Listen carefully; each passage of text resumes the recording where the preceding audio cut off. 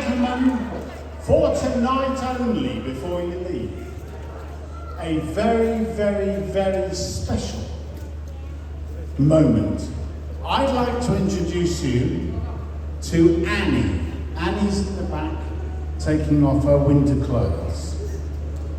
Annie worked for me 30 years ago, putting up posters.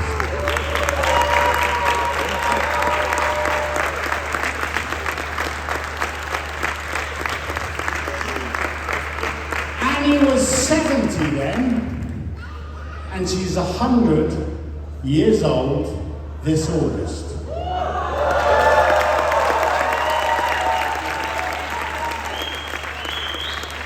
Annie came to see the show last night and said to me, "Lovely show, thank you very much, blah, blah, blah." She's polite. And then she said, but she said, "I want to stand in front of the knife-throwing board for my 100th birthday."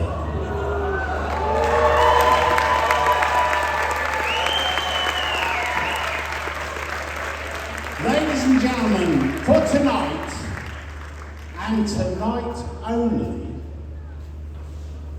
our knife thrower Toni will attempt not to hit Annie with the knives. Over to you, Toni.